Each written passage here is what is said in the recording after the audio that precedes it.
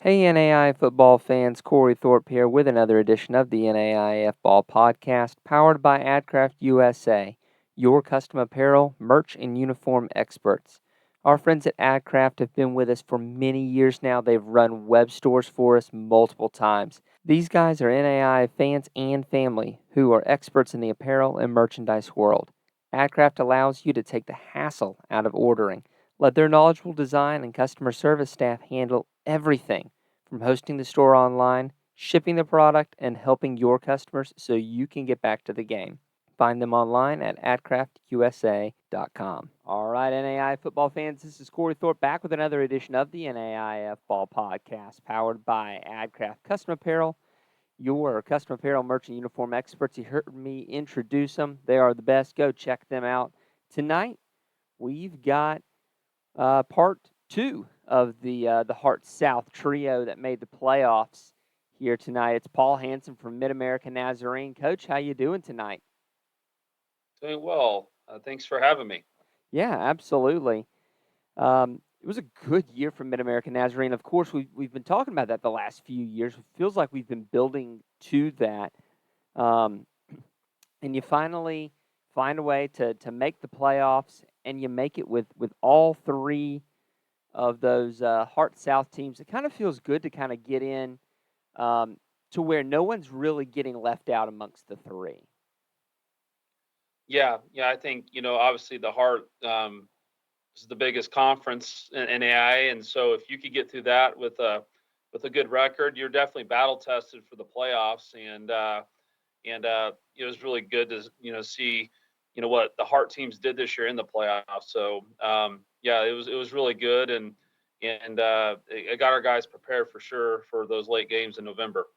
Yeah, absolutely. So let's take a look at the kind of go through your season here real quick. You have an early test here against Graceland, obviously a team that is very much able to match up with y'all offensively, able to go toe to toe in that regard. But you're able to turn over Cade Ross a couple of times, and Gerald Monroe doesn't even make a buck 50 on that defense. Talk about having that early challenge and being able to come up with a win in that one. Yeah, credit to our defense. Kind of going into the season, I knew that our defense would be a lot better than it has in the in the past, just mainly because we finally had some veterans on that side of the ball. And Coach Ross at Graceland, he's a great head coach. I think his very first game that he had at Graceland was at our place a couple years ago, and they had this receiver, and we were trying to figure out who he was, but we found real fast that we're gonna have to cover him, and he kind of torched us in his very first game. So we know about Gerald. He's a great receiver, one of the best in the country, and so Coach Cordova and our defensive staff did a great job of just trying to come up with a good game plan. You're gonna have to score some points and play good defense if you want to beat Graceland, and we were able to do that, and it was our kids were really up for that battle. That is the only game through late October that y'all did even give up double digits in terms of defense. Definitely a good year for your defense. Ranked 21st by SP Plus, which is not terrible in the slightest. You get through and you talk about early November, and it's a couple of back-to-back games for y'all that are real toughies. You get them both at home this year, which is a great advantage. You're able to win the first one over Benedictine 48-47, and I, I I don't think that says anything bad about your defense as much as it says about how balanced Benedictine was with Jackson Dooley, Dalton Witherspoon, and obviously that's a team that makes the semifinals. But talk about being able to go toe to toe with them and get uh, that 1 point win at your place. Yeah, I think anytime you're playing those really good teams that we were kind of talking about, we know each other, and we see each other a lot, and we watch film on each other. So I think it was one of those deals where you just had two really good teams going back and forth at it, and um, you know, it just kind of came down to the very end, and our guys fought all the way through the whole game. And I think on ESPN we were like ranked the number 55th best game in college football this for this season. The Benedictine MidAmerica game. So that was pretty cool to be part of that. And um, it was just kind of a back and forth game, and it had everything. Even had rain, it had some lightning. I mean, it was just one of those types of fun games. It's fun to coach in for sure, but um, it was kind of a big game for our guys too, to show, hey, we belong here. In the years past, we've had some really good games with Benedictine, and but our guys just kind of knew that this was kind of hopefully a big statement game for us to so everyone would be like, yeah, Mid America is for real. And so it was a good game, and both teams on both sides made a lot of plays. So it was a lot of fun to be part of. Unfortunately, and obviously, it's hard to be able to emotionally and mentally get up 2 weeks in a row. That was the case for y'all last year, where the next week you play host to Baker, and it's a 20-14 loss, and that Baker defense really finds a way to keep y'all neutralized. Adrian Parsons was no touchdowns, 2 interceptions. Cameron Finley doesn't even get 100 yards to his name. Uh, just talk to me about having to be consistent and what happened there.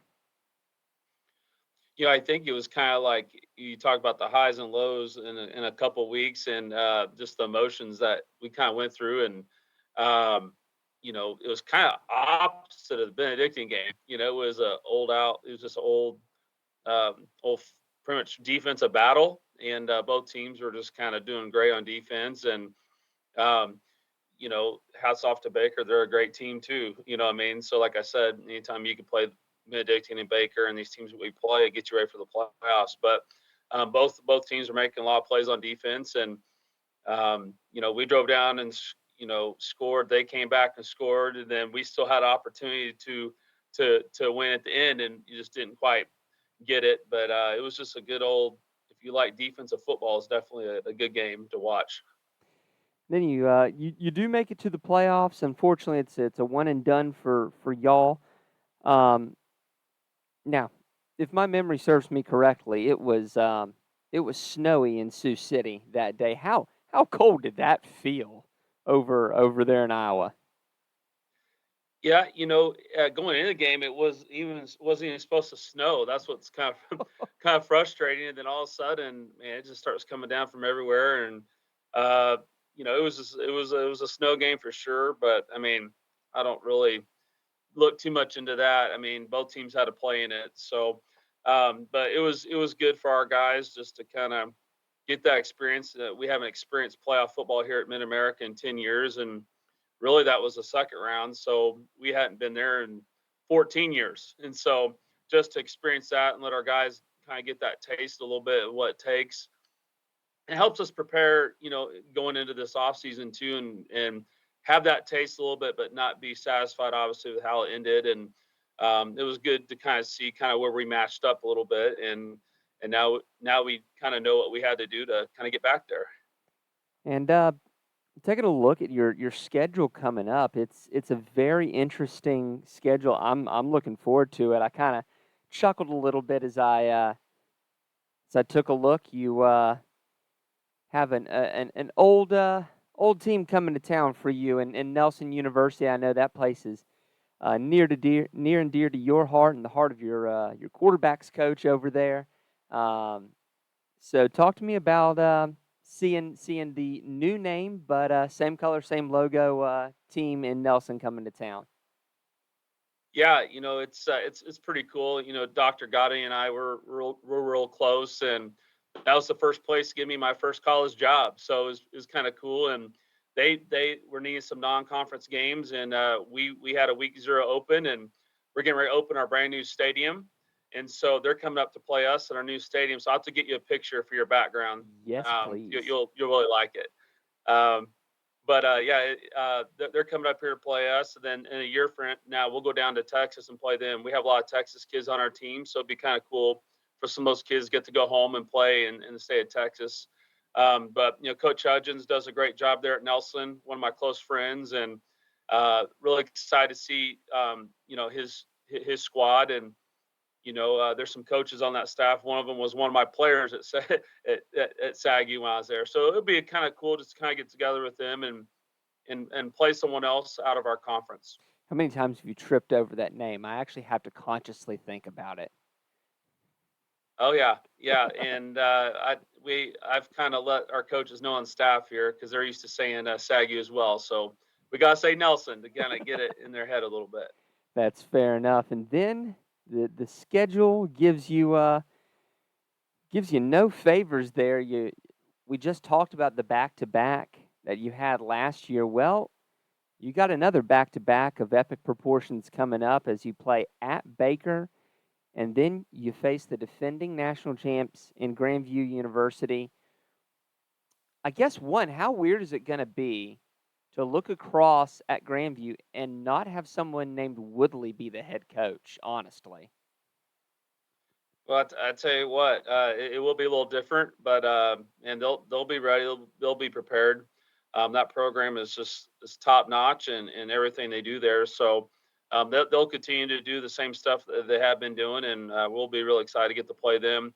We didn't get to play them this last year, so it's been a couple years since we played them, and hopefully it's one of those games that will help us get us ready for the playoffs. Kind of like I talked about, kind of get us battle tested, and with the Heart of America being one of the biggest conferences in the country now, having 15 teams with Mount Mercy coming in, we're going to see a little bit more of this.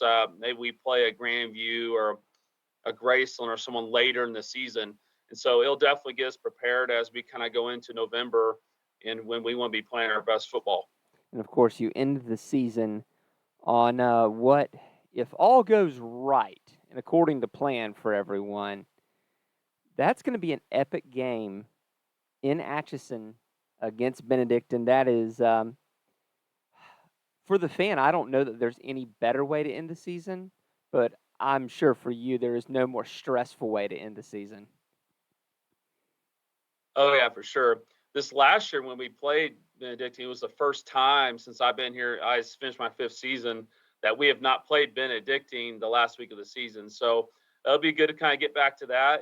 And usually for us, the game and has always meant something for us, just because we're kind of at the point now we're trying to get the playoffs, and usually Benedictine, it always means something for them. So kind of get that good matchup right at the end of the season and help propel you into the playoffs, and maybe it'll kind of help with some seedings too, kind of going in into the playoffs. Take a look at your team. You've got a lot coming back on offense. You've got some good pieces coming back.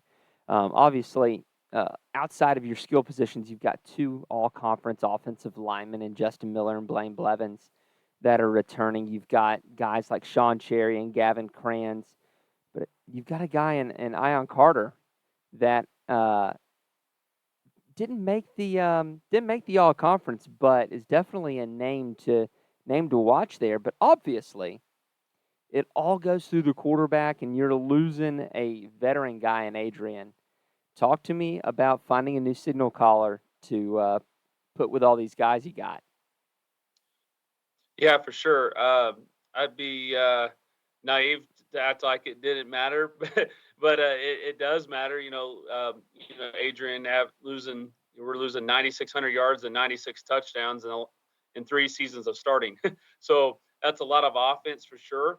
But we have some guys too that we're really, really excited about that's been here for the last couple of years. That's kind of been behind Adrian, and guys like Drew Miller, and Axel Aldino.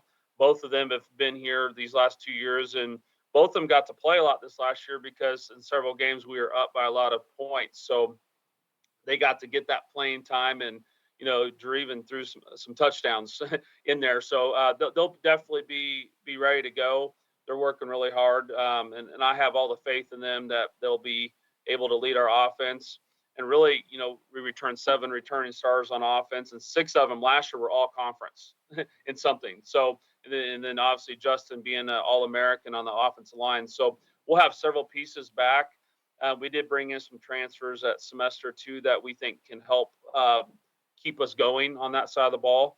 And so spring ball will be really fun for us and competitive, and kind of see where we're at on the offensive side. But we do have a lot of experience back. I'm excited to see those guys. Defensively, you've remarked on how good of a season it was, and you're returning a good amount of guys at all three levels, especially at your linebacking core that's headed up by John Brown, and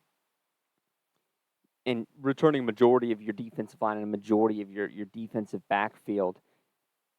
Do you think that next year you can be even more lethal on defense? Is that even possible for y'all? I do think so. I think anytime you bring back your inside linebackers and John Brown, who's a two-time All-Conference player, Lance Jones, who was an All-Conference linebacker this year, and I coached his brother at SAGU, so he'll be excited to go against SAGU. But those are two of our leading tacklers for the last 2 years on our defense are back, and then on the back half, you got guys like Elias Carson, who a year ago was freshman of the year for the conference, and then this last year he was one of our top tacklers. So bringing him back on the back half will be really, really big for us. And then obviously just some of those key guys we have up front, guys like Marcos Flores, who's been a 3-year starter for us on the D line, will be someone that will be really important for us. Now, Coach, we've seen the development of the Heart South. For so long it was Baker and Benedictine. Obviously, Moval's had a history of doing good things. What team in the Heart South do you think is either the next contender or kind of has their window opening for a good run? Oh man, kind of put me on a spot there. Man, there's so many in the South. There's just so many good teams. I don't know if you could say just one with three teams making the playoffs this last year. I think any week anyone could beat anybody. I would say that for sure.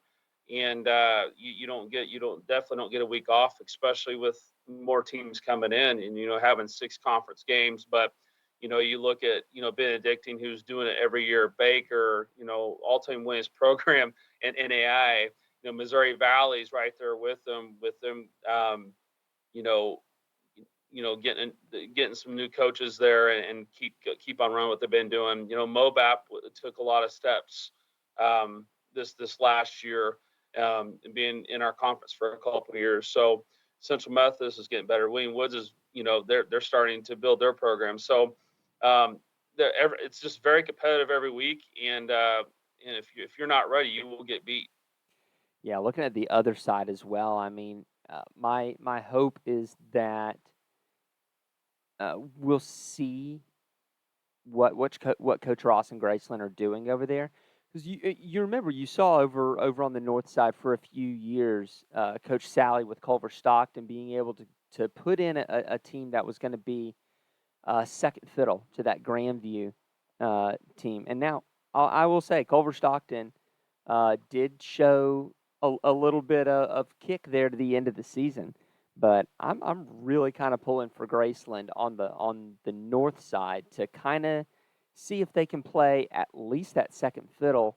I'm a big fan of having parity and good teams play each other within the division to make sure with limited out of conference play that these teams who are who we think they are.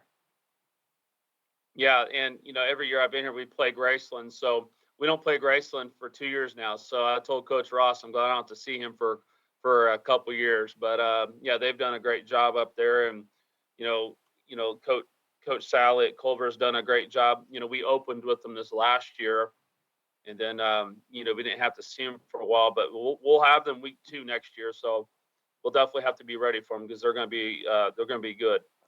Yeah, that's a team that I was disappointed in for a little bit to start the season, but watch them come alive in the back half of the season. I'm going, okay, they're putting it together over there. So good to see that. I mean, for a team that's still got a player in the NFL, and Culver Stockton is, you're not going to be able to keep them down terribly long. But what area of your program whether it's going to be something on the field or something off the field, are you really wanting to focus and home in on in 2025? Yeah, I think 5 years ago I showed up here 5 years ago, and there was a ton of things, and then we shut down for COVID. So that kind of set us back a little bit.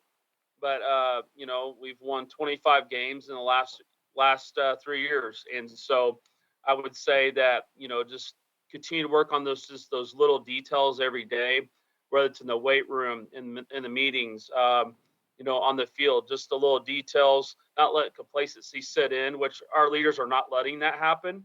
We're definitely in a partner program where we're a player-led team, and so I think that's just a big thing. Just continue to get better, getting good at our crafts.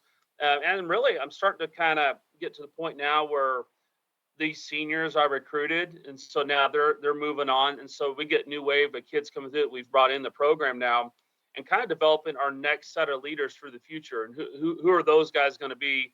That's going to continue to help us be successful, because really our freshmen and our sophomores, I mean, all they know now is winning, and winning definitely is a culture issue, and so I think those kids see that and they understand how important it is now. Hey, when I'm a junior, I'm a senior, I have to continue this on, because that's what I learned when I was a freshman and sophomore. So I think that's a big thing for us, and I'm extremely excited about it, because there's just so much potential with our team and our guys going forward. I mean, it's been so much fun over the years watching MidAmerica grow from a team that we're sitting there watching and going, okay, that's starting to open up, and they're starting to play tough, and finally seeing it and looking at it, and you've got that new stadium coming this year. I know we were looking forward to it last year, but I'm sure weather pushes back all sorts of things. But I know that's going to be really nice to have your own place to call home. Yeah, it's we're really excited here, and it's going to be really cool on August 28th, the first night of college football, that there can be games, and we're going to play on that first night. So we'll be really excited to welcome Nelson up here, and it'll be a great environment. We're really excited. And then, yeah, that is a Thursday night game. Look at that. I can almost guarantee you that y'all will be on our watch along. We always do a Patreon watch along, welcome back to football, play 3 or 4 games all at the same time, flip through streams. Y'all will definitely be part of that mix. That's good. We can't wait. Well, Coach, it's going to be a whale of a season here coming up. Cannot wait to see what the Heart is going to turn out this year. Obviously, uh, y'all bogarted as a conference half of the Final Four. Can I say that phrase? Fantastic Four. I don't know. NCAA, don't come at me. The last four to make it. You bogart 2 of the spots, and honestly, Benedictine's got a lot coming back. They might make another run at it. So it's going to be another fun season, and just cannot wait to see how this opens up.